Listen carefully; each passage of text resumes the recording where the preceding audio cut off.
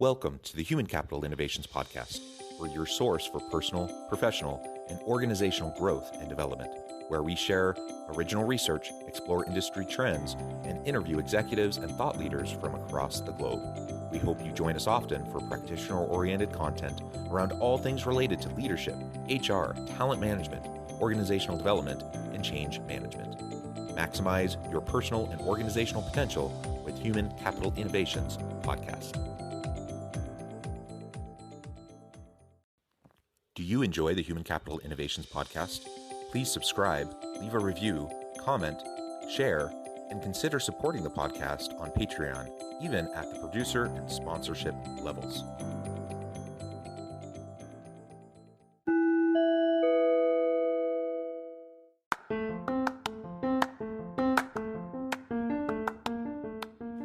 Welcome to the Human Capital Innovations Podcast. In this HCI podcast episode, I talk with Tommy Breedlove about leading with a growth perspective.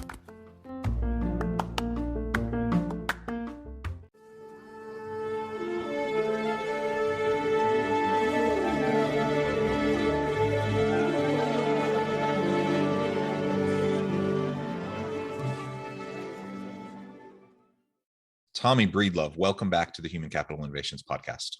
Man, what an honor to be here. I hope this one's as good as the last one. And I know it will be. It will be, since we're going to talk a little bit about growth and abundance today. That is right. Yes. We last talked about a month ago, and we talked about your approach, your legendary approach to leadership and to life. And it was a fascinating conversation. I had a lot of fun. You shared lots of great insights. Today, we're going to extend that conversation, and we're going to focus on leading with a growth perspective. And like you said, growth, abundance, all of these are really important things. While it's nice to say them, and I think we hear the rhetoric out there in organizations, but it's a lot harder to do and to really have it seep into your practice and how you interact with the people around you and your team. So we're going to try to unpack that, try to understand how we can better go about doing that in our day-to-day. As we get started, I wanted to share Tommy's bio again with everybody. Tommy Breedlove is the Wall Street Journal and USA Today best-selling author of the book Legendary and the founder of the Legendary Life movement, a movement that empowers driven people to be pros in leadership, business, mindset, and their relationships. Tommy challenges high achievers to stop chasing the ghost of more and when, and lean into the legendary leaders, spouses, and humans they were born to be. As a premier leadership, business, relationship, and mindset coach who is a regularly featured keynote speaker at global events, Tommy started his 20-year corporate career at one of the largest financial consulting firms in the world and eventually became a shareholder, the international practice leader, and a member of the board of directors for one of the largest public accounting and financial firms in the Southeast US. And really, Tommy, I could go on and on, but I'm going to pause there. I'll let you share anything else about yourself that you think would be helpful for listeners before we launch on in. Yeah, I'll just say I have two hounds. One of them's a rescue named Hodges Piper. The reason he's named Hodges Piper is I found him on Hodges Farm Road living in a pipe. And then I also have a bougie dog that flew in from Ohio. She's a mini Labradoodle named Annie. So that all that bio, and then there's just goodness and a wife named Heather. That's our, we're small but mighty tribe, man. I love it. I love it. Yeah, we have two dogs as well, and I like to say our Cavachon, it's kind of a pretentious breed, you know, kind of the name, but she's a cutie and just this cute little fluff ball. And then we have a bigger dog as well, a Brittany. So we have a lot of fun with our dogs, and our kids love them, and they bring joy to our life. So that's wonderful. One day I'll be the person my dogs think I am, and then I'll be winning. Isn't it true? You know, the unconditional love and affection that dogs give, if we could give that to others around us, what a world this would be, right? Yes, if we could all be like our dogs, or the people our dogs think I am, we would be in much better shape, especially right now, I think. Yes, I think so too. And perhaps that's a good segue, kind of an odd, but a good segue into this idea of leading with a growth and abundance perspective and mindset. Not that dogs necessarily have a growth or abundance mindset, but they certainly have a contentment, a love and contentment mindset, right? And we all go throughout our days. We are caught up in the hustle and bustle, and life is just busy. We were talking in the pre-interview just about what's been going on in the past month since we last talked, and you were talking about all the travel coming up. And life is just busy, even when it's filled with good things. The good things still pile on, and it still can become overwhelming. And so very quickly we can find ourselves kind of stuck in a grind, even a grind of really good stuff, right? Totally. And once we find ourselves in that grind, it can be very easy to start to lose perspective as to all the goodness in the world around us, all the goodness in our life. And I think that's at the foundation. That kind of recognition and gratitude is at the foundation of continuing with a growth and abundance mindset. So maybe we can start there. What do you do in your life to try to stay grounded and connected to all the good that is around you, even when you're just so busy? And inevitably there's going to be hard things you have to deal with as well, in addition to the good things. How do you go about grounding yourself? So it takes a lot of work, and that's probably not what everybody wants to hear, because there is no magic pill. I mean, I guess I could drink or watch Netflix all day. I guess I could numb all that out. But that is a short-term solution for a long-term problem. The first thing I want to say when it comes to fear and scarcity versus growth and abundance, is that it's normal.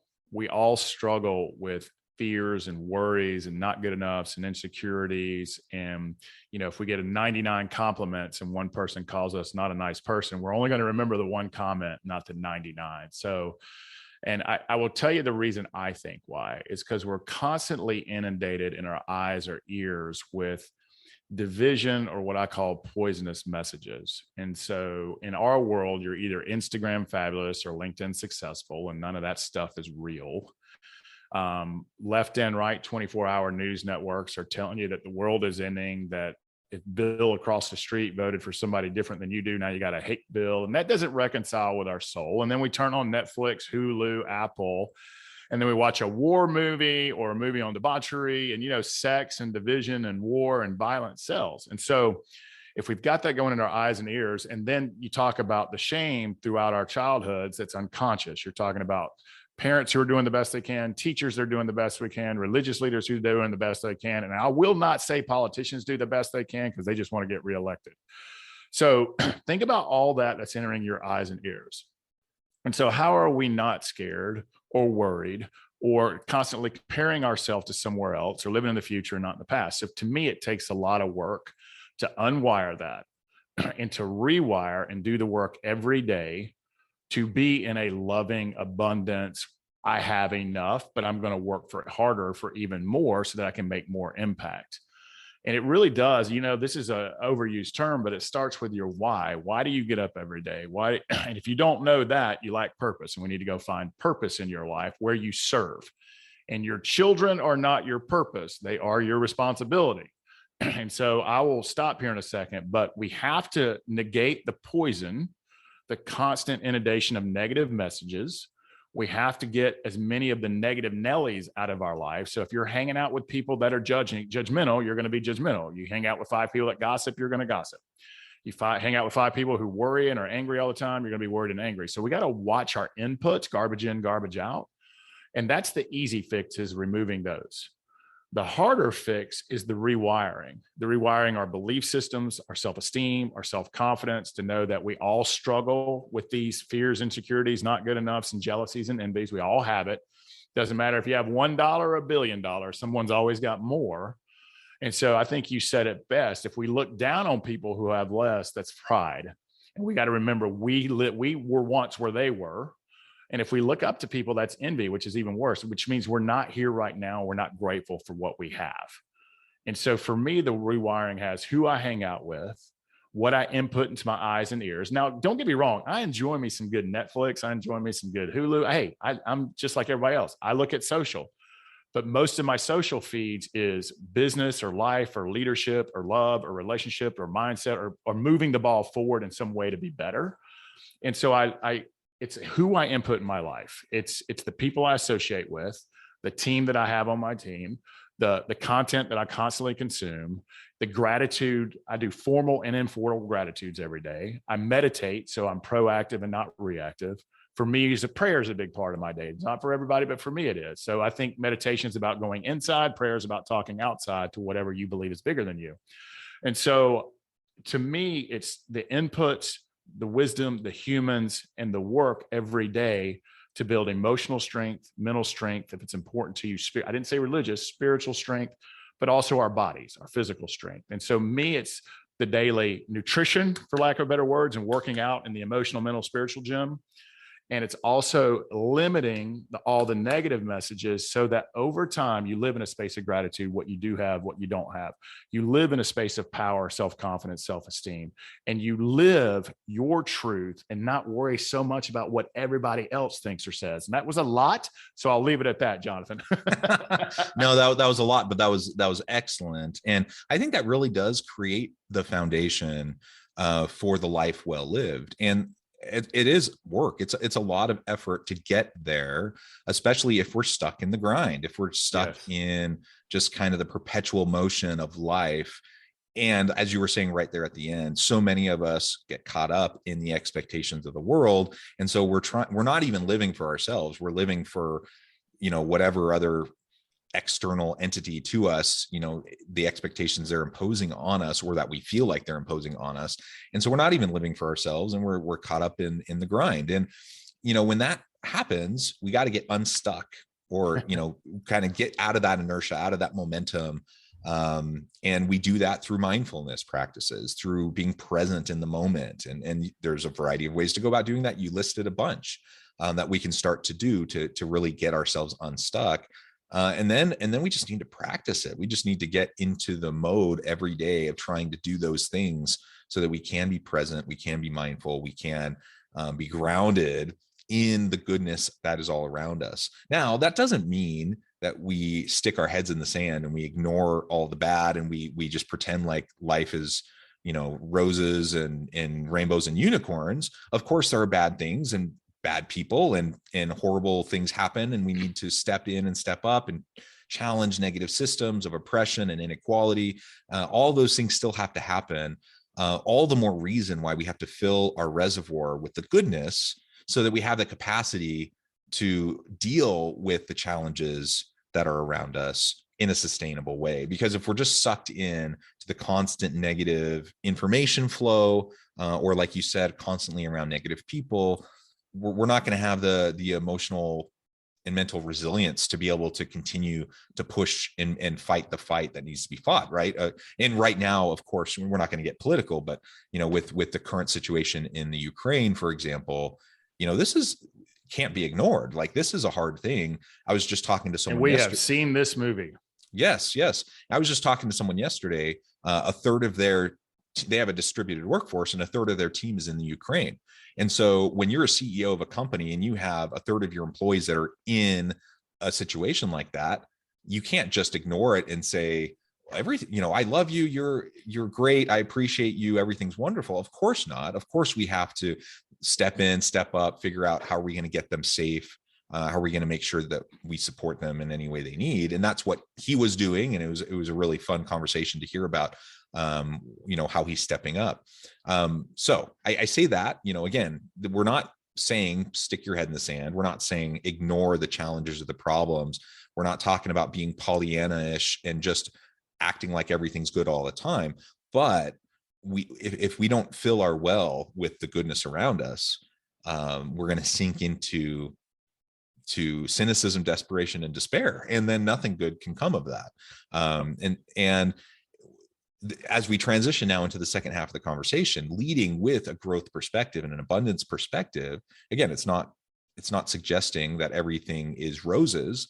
It's not ignoring the challenges, but it's recognizing that when we are faced with a challenge, rather than taking kind of a fixed pie perspective, we're going to take an abundance perspective. That is, we get to that through a growth mindset, that we can learn and grow and figure out new creative and innovative ways to get at a problem that might be facing us that we currently don't know how we can resolve. And when we have that kind of a perspective, that gives us the ammunition, that gives us the power to be able to step into those challenging situations and to be able to make something of it.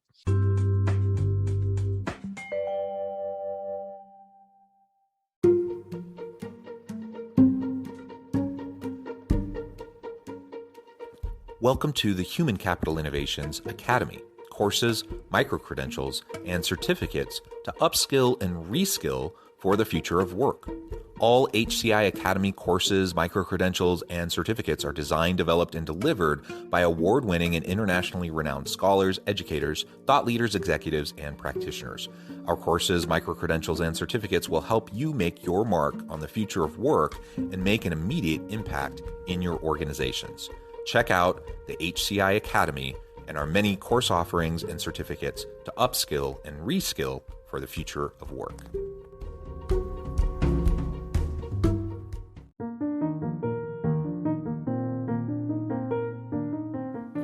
Check out our new weekly LinkedIn newsletter, Alchemizing Human Capital, exploring industry trends via original research and interviews with executives and thought leaders from across the globe.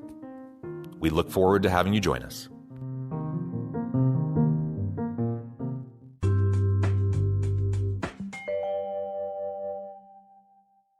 That's the word. You just said the magical word, power. And your power, your own power, not outsourcing your mind and heart and power to some other thing or external event. We are, and I'm not being a negative Nelly here. If you don't think we're emotionally, mentally, and spiritually weak, turn on the news or your social media feed. So what we got to do is regain our power, regain our strength, regain our self-confidence, our self-respect, lead ourselves, look in the mirror and know that's the problem and solution. No politician's going to fix it. No religious leader is going to fix it. There is no magic pill and no one's coming to save you. And it's not if life happens, it's when. Your child will get sick. You will die. Wars will happen. Economic crisis does happen. There is a lot of bad, sick, hurt people. Well, there's a lot of hurt people in this world. And do we want to be one of them, or do we want to be on the side of goodness? And when life happens, if we're standing on emotional strength, if we're standing on spiritual, physical, and mental strength as best we can, and we work on those muscles every day, we end up running to the fire when the fire comes. And we hold the line for people with self-confidence, with self-respect. We lead with love. We lead with boundaries. And sometimes love is discipline. Sometimes love is forceful. Sometimes love is boundaries. But we know when to say enough is enough. We know when to speak up. And we stand on the side of goodness, righteousness, self-love, self-respect, confidence, and leadership to fight that darkness that comes, whether it's a sick child, we get sick, something happens to us economically, something out of our control. Like there's not much in our control. Our money, our kids, our families, our husbands and wives, our shiny things, our respect, our status, our jobs, all of that can be taken away from us like that in a blink of an eye. And if you're standing there if you're standing there weak, you're going to crumble into depression, anxiety, fear, worry, and maybe even worse. But if you've worked on this, if you've mitigated the negative that's coming into your life a lot and concentrated on owning your own power, owning your own confidence, and standing there with courage and confidence, not in an arrogant way, which is loud and insecure, in a calm, peaceful way, and say, I've got this, no matter what comes my way. I will be a pillar for my community, my family, whatever it might be. That's when you know you've done the work. And it's just like going to the gym. Once you do one rep, you get stronger. Heart reps, mind reps, physical reps, and soul reps. You get stronger and stronger and stronger and stronger. And the elimination of all the negative messaging and fear-based messaging and division messaging and all of that stuff that we are constantly inundated with, that helps you also stand in power. And by the way, cutting all that off doesn't mean you will be ill-informed. I'm telling you, how many people have mentioned the words Russia and Ukraine? You would have never had to turn on a TV, a newspaper, or social media. 100 people would have mentioned it to you. And then even worse, they would have given their opinion about it. So you get their opinion as well, which is not worth anything. But so you're never uninformed. You're just mitigating all the stuff that comes in so that you can control what you can control, which is your choices, mindset, and attitude. And that's it. And I'll leave it at that. Yeah. Very well said. And so now, a lot of what we've been discussing up to this point is really this self-work that needs to be done. How do we go about doing this, not only for ourselves, which is hard enough, right? But also doing it for our teams. We're leading people. We have a team of people around us. and we want to lead with a growth mindset, with an abundance mindset and perspective. How do we go about doing that? Again, when often in organizations, we're also busy, we're running around like chickens with our heads cut off, just trying to get stuff done. How do we disrupt that so that we can lead with a growth and abundance perspective? Again, it starts with leading ourselves first. So we've talked about that at length. So we must walk the walk. People want two things. Well, they want a bunch of things in a leader. I'm gonna give them to you real quickly, and I'll go through them real quickly. They want confidence. So true confidence, not arrogance, confidence. Confidence in direction, confidence in your craft, and confidence in your leadership. And we just talked about all that self-work that builds that confidence. There's two types of confidence: the confidence in working your craft, doing the reps over every day to be good at what you do, and the reps on self-esteem, self-respect, and self-leadership. So that's confidence is number one. Number two is they want consistency. Doing that self-work will make you consistent. It's also walking the walk, doing what you say you're going to do and showing up when you say you're going to show up. It's really that easy, and showing up for yourself so that you can show up for them. If you start canceling appointments and not walking the walk and being inconsistent, they're not going to trust you. They're not going to respect you, and they're going to leave because they don't feel safe. They want to feel safe, seen, and heard. They want someone who's optimistic. We talked about that ad nauseum. If you stay on this side and do the reps and input and goodness and wisdom and learnings and growth, you're going to be more optimistic. If you feed yourself with poison, you're going to be negative. So they want optimism. And finally, they want authenticity. They want someone who will ask for help. They want someone who says, I don't know, but we will figure it out together. And they want someone who shares wisdom and not opinions. And so opinions look like you and should. Wisdom looks like, I've been there, I've messed this up, this is what I did to fix it, this is what it looks like now, and here's the wisdom I would shed onto you. Two things that does is it A, lets them know that they're not alone in their struggle, their error, or the challenge that they have, because you've been there and you've shared wisdom. And B, you've given them the gift of going second so that they can share openly with you. That's what authenticity does. So all of those things, whether it's consistency, confidence, optimism, authenticity, and showing up and doing what you're saying you're going to do, that's how you lead. You lead from the front. You don't lead from the rear, and you lead by walking the walk and doing the things that you're asking of them. And it's really that simple, but how come so many people get it wrong? And here's the thing about that, where you said it best. We're all I have a very full schedule. But the two most important things to me, number one is our people, and number two is the people we serve. That's the two things that are most important. If your people are not happy and they're not led, your clients, your customers are not happy. I promise you. So they're the biggest asset you got. I don't even care if you're a technology company, your people are the best asset. And we are craving connection more than ever. So are we giving them the connection that they want? Are we there for them? Are we communicating? Are they connected to each other? And so our people is our number one asset. So we have to prioritize the time with them.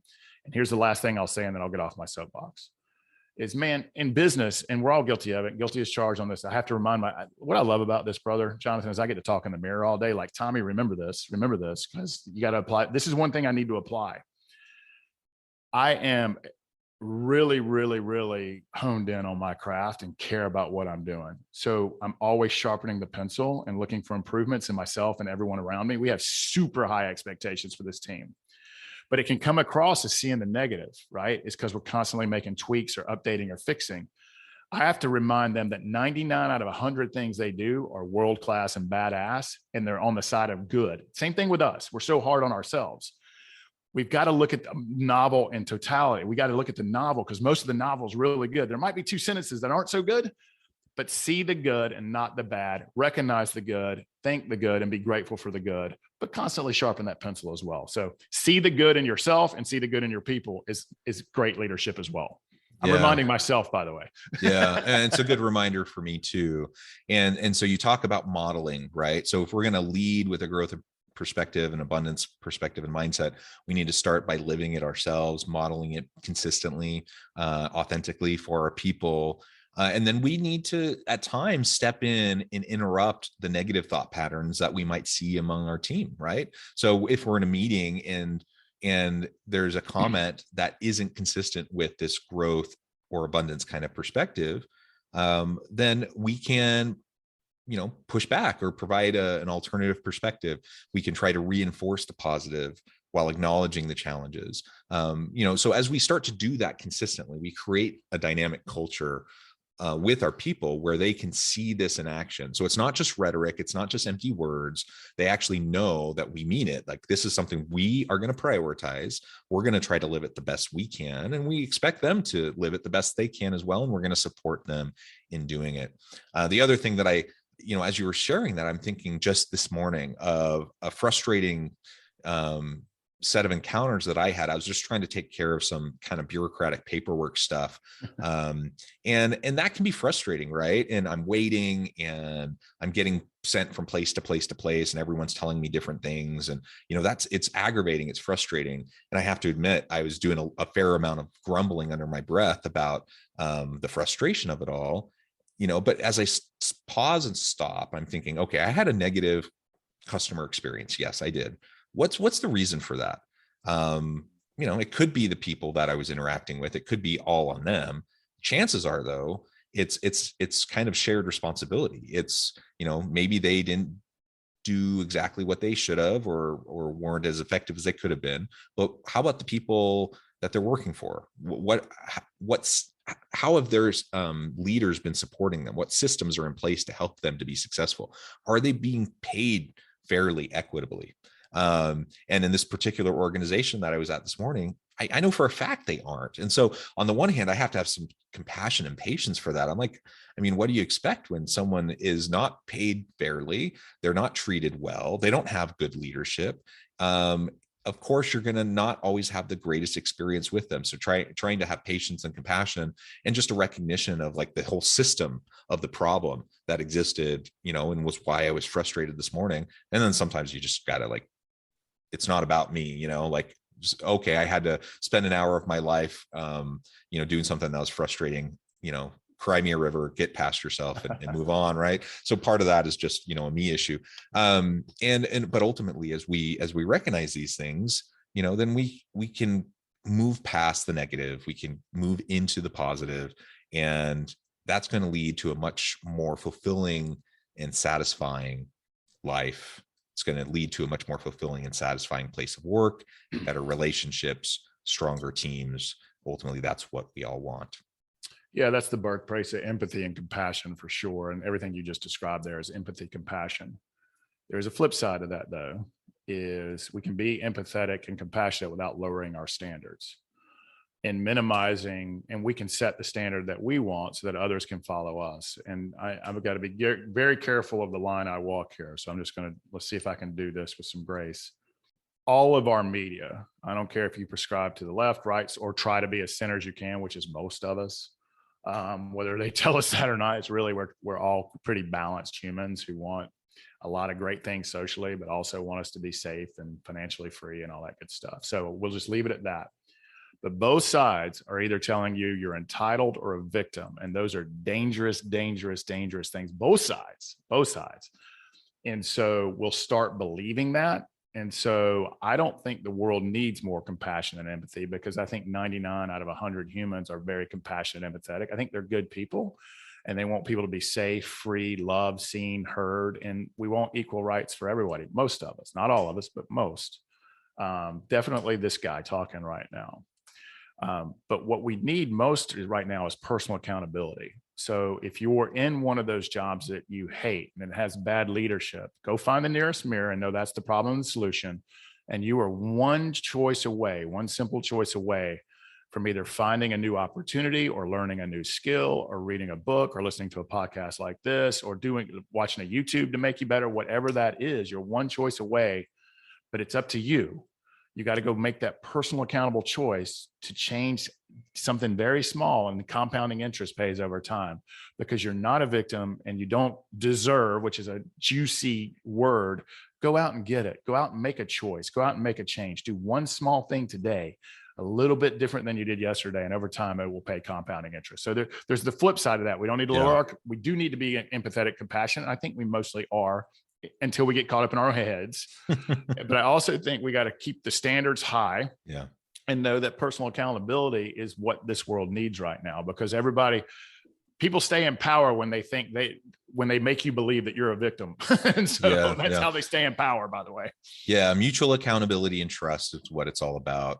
Well, Tommy, it has been a pleasure. I note the time. I'm going to have to let you go. Another fascinating conversation. Thank you so much for your insights, your wisdom. Before we wrap up, I just wanted to give you a chance to share with listeners how they can connect with you, find out more about your work, and then give us a final word on the topic for today.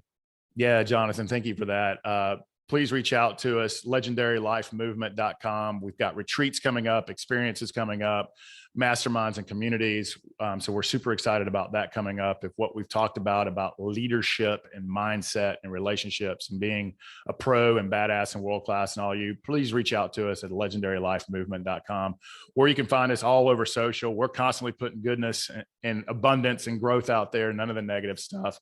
But we'll leave it with this, or check out the book. If you're not a reader, I will read it to you on Audible. So there really is no excuse, and it will help you implement small actionable things in your life so that hopefully when our time ends that you will say, I've built and lived a legendary life. I will close with this comment. You must participate in your own rescue. If you're not where you want to be in life or business or success or happiness or love, go find the nearest mirror, participate in your own rescue, and make one little small choice today to add something new in and to take something out, and you will be better than you were yesterday. And I'll leave it at that. I love it. Thank you, Tommy. It's been a pleasure. I encourage listeners to reach out, get connected, find out more about what Tommy and his team can do for you. And as always, I hope everyone can stay healthy and safe, that you find meaning and purpose at work each and every day. And I hope you all have a great week.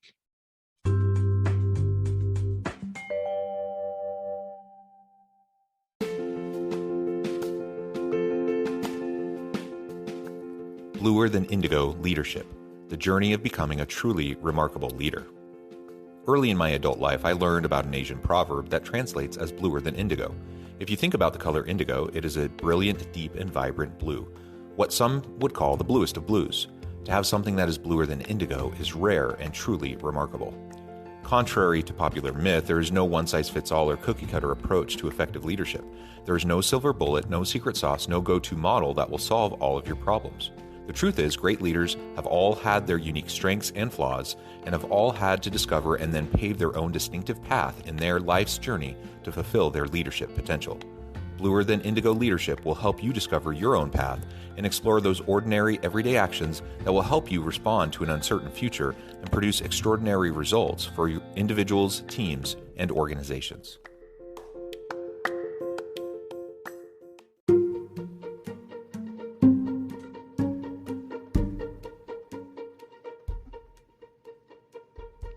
Check out Human Capital Innovations magazine, Human Capital Leadership. Human Capital Leadership is a free, interactive e-magazine with the mission to help individuals, leaders, and organizations find innovative approaches to maximize their human capital potential. We publish issues quarterly in August, November, February, and May. Take a look at the latest issue and let us know what you think.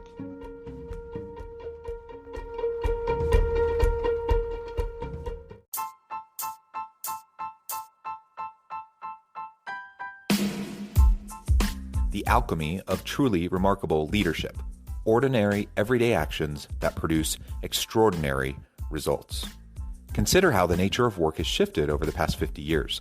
With increased globalization, rapid technological advancement, and the shift in economic composition, the average job of today looks very different than the average job of 50 years ago. What will the jobs and organizations of tomorrow look like? Moreover, what does this all mean for organizational leaders?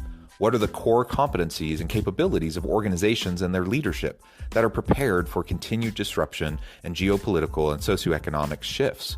Regardless of what the future holds, increasingly, leaders need to be socially minded, data-driven, decisive, champions of talent, and disruptors of the traditional notions of leadership, teams, organizations, and work. The alchemy of truly remarkable leadership will help you to explore your own leadership competencies and capabilities and consider ways to apply and implement them into your workplace and personal life.